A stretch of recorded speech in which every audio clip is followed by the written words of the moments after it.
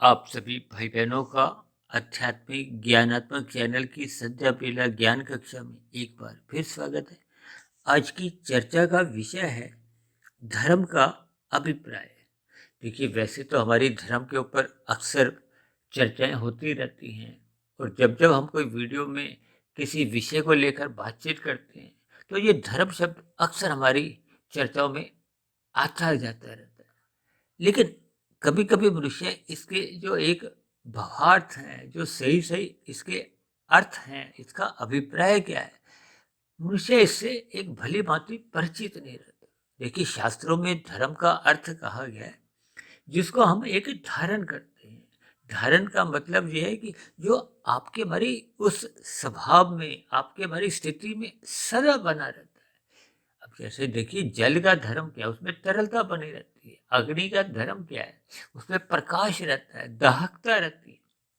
इसी तरह इंसान का धर्म क्या है, मनुष्य का धर्म क्या है, कि उसमें इंसानियत बनी रहे। इंसानियत क्या है कि जैसे जो हम स्वयं के लिए चाहते हैं, हम स्वयं के लिए सुख चाहते हैं, दुख तो नहीं चाहते। जब हम स्वयं के लिए सुख चाहते हैं तो फिर हमें अपनी क्रियाओं द्वारा कोई ऐसे कर्म नहीं करने, ऐसी परिस्थितियां उत्पन्न नहीं करनी जिससे कि प्रकृति के अन्य मनुष्यों को भी दुख ना हो, और प्रकृति के देखिए अन्य जीव जंतु, क्योंकि भौतिक प्रकृति में देखिए केवल मनुष्य ही तो नहीं रहते, कितने ही तरह के देखिए जीव हैं। 80 लाख प्रकार की तो नीचे की जोनी है। उनका तो प्रत्यक्ष रूप से आपका हमारा कहीं ना कहीं आंशिक रूप से एक वास्ता सा पड़ता है, संबंध बना रहता है। अब पशु पक्षी कितने, इसलिए हम सभी भाई बहनों को अपने मिले हुए जीवन में शास्त्रों में बताए गए विहित कर्मों को करना होता है। विहित कर्मों का अभिप्राय है कि जिनको शास्त्र अनुमति देता है, निषेध कर्मों से हमें बचना चाहिए, क्योंकि निषेध कर्म पहले से ही शास्त्रों में कहे गए, इनको मत करो। इनसे देखिए अन्य जीवों को एक पीड़ा होती है। अब जैसे हम देखिए, शाकाहार भोजन खाने का आपका हमें एक विधान है, तो हमें अपने भोजन में शाकाहार भोजन को ही ग्रहण करना चाहिए। अब जब जब मनुष्य मांसाहार भोजन ग्रहण करता है, जिसका शास्त्रों में ही एक मना किया गया, निषेध किया गया, अब इससे तो देखिए अन्य पक्षियों की, पशुओं की या अन्य जीवों की एक हत्या होती है। भले ही देखिए खाने वाला स्वयं नहीं हत्या करता, लेकिन मुख्य रूप से जो एक पाप का जो एक कर्माशय है, वो तो खाने वाले का ही बनता है। भले ही बनाने वाले का भी बनता है, वितरण करने वाले का भी बनता है, उनकी हत्या करने वालों का भी बनता है। तो इन सभी स्थितियों के हमें देखिए अर्थ समझने होंगे, यानी कि हमें आपको अपने मिले हुए जीवन में उन स्थितियों को ही धारण करना है जिसमें आपके बारे देखिए इंसानियत बनी रहे। तभी तो शास्त्रों में देखिए 4 प्रकार के पुरुषार्थ के, धर्म, अर्थ, काम, मोक्ष। अब प्रथम क्या है, धर्म। धर्म को प्रथम स्थान पे इसलिए रखा गया है कि आपका हमारा जो एक अर्थ है और जो काम है, ये एक मर्यादा में रहे।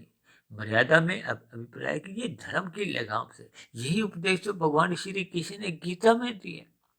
ये जो 5 भोग के जो आपके हमारे घोड़े हैं, विषय हैं, ये आपको हमें दौड़ाते हैं। दौड़ाते क्या, यही आपको हमें देखिए कर्मों में लगाते हैं, यही आपको हमें पुण्य कर्मों की ओर लगाते हैं, और यही मनुष्य को पाप कर्मों में भी लगाते हैं।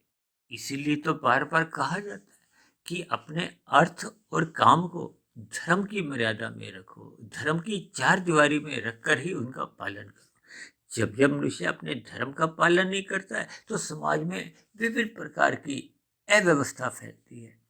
अब अक्सर मैं देखिए धर्म को अपनी जो हम वाहन चलाते हैं, लाल बत्ती पे रुकने से जोड़ता हूँ, क्योंकि जब जब आपको में देखिए लाल बत्ती मिलती है तो उस स्थिति विशेष में अन्यों के लिए हरी बत्ती होती है। अब उन्होंने चलना होता है, जब हमें हरी बत्ती होती है तो हम चलते हैं, तब अन्य वाहन चालकों के लिए लाल बत्ती होती है तो वो रुकते हैं। यानी कि परस्पर एक दूसरे के सहयोग से ही हम सभी का ही जीवन एक सुखमय बनता है। अब यातायात में जब सबके वाहन एक सही गति से चलते हैं, यानी कि यातायात के जब हम नियमों का पालन करते हैं, इसी तरह अपने व्यवहार में, संसार में जब जब सभी मनुष्य अपने धर्म का पालन करते हैं, अपने कर्तव्य कर्मों का पालन करते हैं, और ये पालन तो देखिए तभी होता है जब आपके हमारे जीवन में धर्म प्रथम स्थान पे रहता है। इस धर्म का अभिप्राय देखिए सत्वगुण से है। प्रकृति के 3 गुण हैं, तमोगुण, रजोगुण और सत्वगुण। तमोगुण को देखिए पदार्थों से जोड़ा जाता है, नींद से भी जोड़ा जाता है, आलस्य से भी जोड़ दिया जाता है। ये आपके हमारे जो भोग विषय हैं, इनको भी देखिए तामसी राशि ही कहा जाता है। ये गंध, रस, रूप, स्पर्श, शब्द, ये तामसी हैं, राशि हैं। आपका हमारा शरीर भी देखिए तामसी है। ये पृथ्वी, जल, अग्नि, वायु, आकाश का बना है। इसकी एक स्वाभाविक स्थिति विषय भोगों की ओर बनी रहती है। इसको देखिए ज्ञान नहीं होता, क्योंकि ये तमोगुण में, अज्ञानता में। स्थूल शरीर को अपना ज्ञान नहीं है कि मुझे देखिए खाना कितना खाना है, मुझे कौन सा कर्म करना है। इसलिए तो कहा जाता है कि रजोगुण को सत्वगुण की लगाम से नियंत्रण में रखना चाहिए। ये जो अर्थ है, धन है, हम कहते हैं ना, अर्थ को धर्म की लगाम से नियंत्रण में रखो। यानी कि हम जब धन कमाते हैं, अर्थ कमाते हैं, भाग दौड़ करते हैं, हमें अनीतिगत कार्यों को उस धन कमाने में नहीं लेना। हम छल कपट, ठगी, हेरा फेरियों द्वारा धन नहीं कमाए, धर्मानुसार काम कमाए। धन कमाते समय हम सरकारी नियमों का भी पालन करें, उस पर आय कर दें। और ये जो काम है, देखिए ये काम मैंने कहा ना, ये आपका बड़ा राशि और तामसी है। इसको हमने देखिए धर्म की लगाम से, यानी कि अर्थ और काम को हमने धर्म की लगाम से जब नियंत्रण में रखते हैं, तो फिर व्यवस्था बनी रहती है, संतुलन बना रहता है, समाज में एक व्यवस्था बनी रहती है, भाईचारा, प्रेम बनी रहती है, परमात्मा से फिर प्रीति बनी रहती है। यानी कि सत्वगुण आपके हमारे जीवन में प्रथम स्थान पर रहना चाहिए। धर्म प्रथम स्थान पर रहने से फिर किसी भी प्रकार की कोई समाज में विषमता नहीं आती। अब अक्सर कहा जाता है ना कि इंसान को इंसान बन जाओ, पशु को तो नहीं कहा जाता कि तू पशु बन जाओ, वो तो पशु है। और शास्त्रों में तो 4 प्रकार के जो एक पशु वृत्तियां कहेगी ना, आहार, मैथुन, निंद्रा और भय। यदि मनुष्य अपने मिले हुए जीवन में धर्म को नहीं अपनाता, तो फिर तो उसके जीवन में ये 4 पशु वृत्तियां ही एक अपने आप से ही हमें नचाती। क्योंकि सत्संग करना मनुष्य का एक स्वभाव है, उसको सत्वगुण में रहना होगा। जब तक मनुष्य देखिए सत्वगुण में नहीं रहता, तो जो भगवान है वो तो विशुद्ध सत्वगुणी सत्ता है। विशुद्ध सत्वगुणी सत्ता को पाकर ही हम आनंदमय हो सकते हैं। क्योंकि परमात्मा, विशुद्ध सत्वगुणी सत्ता का अभिप्राय, परमात्मा को सच्चिदानंद कहा जाता है। भगवान आनंद स्वरूप सत्ता है। और जब तक देखिए मनुष्य अपनी ज्ञान की स्थिति में एक पूर्ण रूप से नहीं स्थित होता, क्योंकि मनुष्य की आत्मा तो देखिए ज्ञान स्वरूप है। और जब जब मनुष्य देखिए सत्वगुण एक मूल स्थिति में लाता है, ज्ञान में स्थिति कब बनती है? जब आपके हमारे कार्य शरीर में सत्वगुण की प्रधानता होती है। और यदि हम विषय भोगों में अधिक लिप्त होते हैं, छल कपट, ठगी, हेरा फेरी करते हैं, तो आपके हमारे कार्य शरीर में सत्वगुण की न्यूनता आ जाती है। लेकिन जब हम धर्म का पालन ही नहीं करते, हेरा फेरी करते हैं, मांसाहार भोजन का संग करते हैं, मादक पदार्थों का सेवन करते हैं, अचेत अवस्था में रहते हैं, तो ये सभी स्थितियां देखिए आपको हमारा एक सत्वगुण कमजोर करती हैं, समाप्त करती हैं। तब ऐसी स्थिति विशेष में क्या होता है कि हम अज्ञानता में आ जाते हैं। देखिए जब जब सत्वगुण छूटेगा तो पहले रजोगुण आएगा, और जब जब रजोगुण अमर्यादित होगा तो मनुष्य तमोगुण में गिरता है। आज मनुष्य देखिए मांसाहार भोजन का सेवन करके तमोगुण में गिरता जा रहा है, क्योंकि मनुष्य में दया भाव नहीं है। वो अन्य पशु पक्षियों का हत्या करने लगा है, यानी कि उसके जीवन में धर्म समाप्त हो गया है। अब उसके जीवन में देखिए रजोगुण और तमोगुण का ही एक खुल्लम खुल्ला नाच हो रहा है।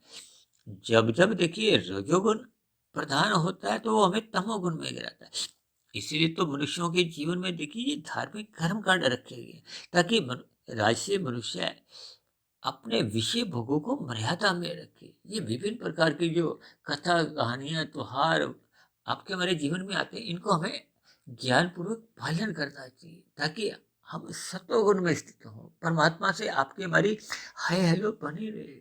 ये जो पूजा पाठ भी हम करते हैं, ये भी देखिए धर्म की ही स्थिति मजबूत करते हैं। ये सभी स्थितियां क्या है कि विशुद्ध सतोगुणी सत्ता को पाने के लिए आपके मन एक नींव तैयार होती है। नींव मजबूत होगी, उस पर फिर आध्यात्मिक उन्नति की जो एक इमारत है, तभी हम खड़ी कर सकते हैं, तभी हम अपने मिले हुए जीवन के अर्थ को समझ सकते हैं, हम आध्यात्मिक यात्रा आरंभ कर सकते हैं। और यदि मनुष्य अपने जीवन में आध्यात्मिक यात्रा आरंभ ही नहीं करता और अपनी स्थिति से भी नीचे गिर जाता है, नीचे गिरने का अभिप्राय क्या है? मनुष्य जो नहीं, देखिए स्वभाव से ही राजसी है। हमें सतोगुण बढ़ाने का एक अवसर मिला है। विशुद्ध सतोगुण यानी कि मोक्ष की स्थिति, ये जन्म मरण के बंधन को समाप्त करने का एक अवसर मिला है। और ये स्थितियां तो देखिए तभी बन पाती हैं जब हम अपने जीवन में विहित कर्मों को ही करते हैं। विहित कर्मों का अभिप्राय है कि विधि विधान द्वारा जो शास्त्र में कहे गए हैं उन्हीं कर्मों को करते हैं और निषेध कर्मों से बचते हैं। जैसे यातायात में देखिए, निषेध कर्मों से बचने से हमारे आपके कोई चालान नहीं करते।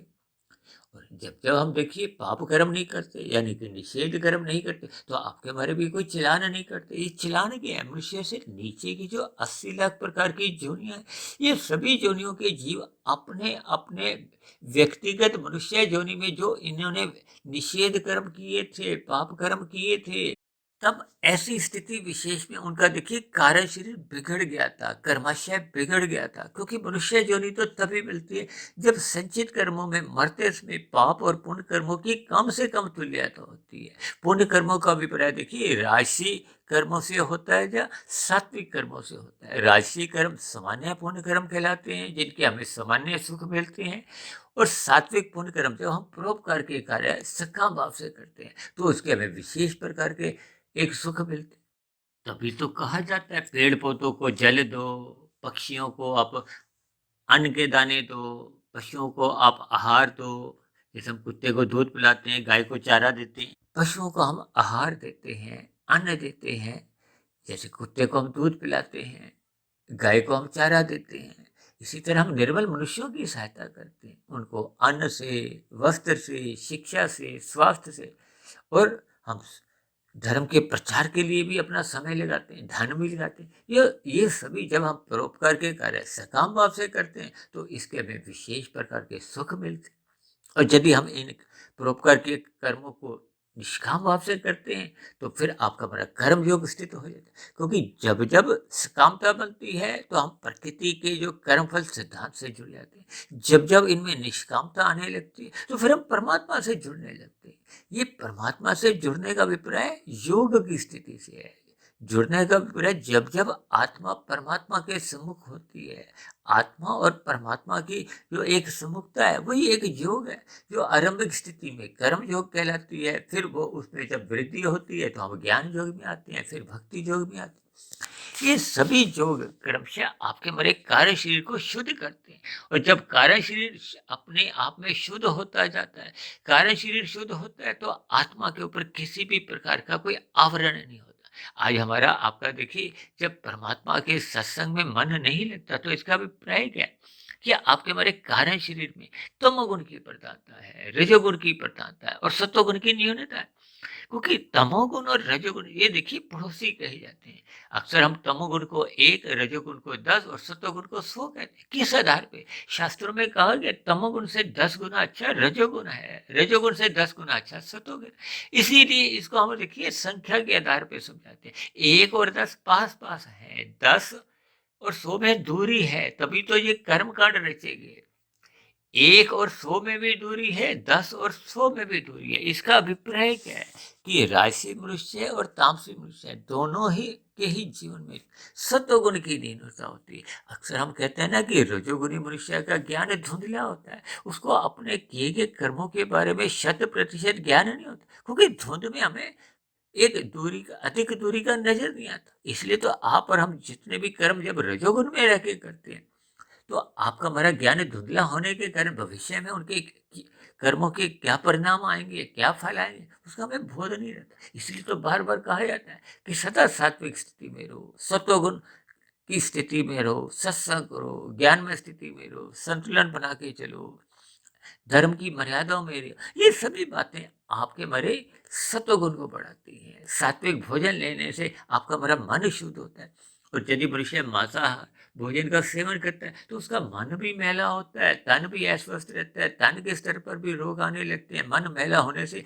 उसका चिंतन बिगड़ता है, चिंतन बिगड़ने से फिर उसका सत्वगुण में या सत्संग में मन नहीं लगता, वो फिर विभिन्न प्रकार के भोग विषयों में ही अपनी एक योजनाएं बनाता है। तो ये सभी स्थितियां आपके मेरे जीवन में तभी यथास्थिति बनी रहती है जब हम धर्म का अभिप्राय समझते हैं, धर्म को प्रथम स्थान पे ही रखते हैं, धर्म की चार द्वारी में रहते हैं। ये जो चार पशुवृत्ति हैं, आहार, मैथुन, निद्रा, भय, ये जो मनुष्य का जीवन इन्हीं चार वृत्तियों में ही बीतता जा रहा है, तो उसके जीवन देखिए अधोगति की ओर ही एक क्रमशः जाने की स्थिति है। क्योंकि जब तक सत्संग नहीं है, सत्वगुण की प्रधानता नहीं है, तो ना चाहते हुए भी मनुष्य देखिए अपना कर्माशय बिगाड़ता जाता है। कर्माशय बिगाड़ने का अभिप्राय है कि मरते समय उसके संचित कर्मों में कर्माशय बिगड़ जाता है, संस्कार बिगड़ जाते हैं, जो उसकी अधोगति का कारण बनते हैं। सामान्य परिस्थितियों में अक्सर किसी के मरने पे ये कह दिया जाता है शुभ भाव से कि अमुक अमुक मनुष्य की देखिए स्वर्गवास हो गया है। स्वर्गवास का अभिप्राय इस अर्थों में लिया जाता है कि उसकी एक सदगति हुई है, उसका वास स्वर्गों में चले गया है।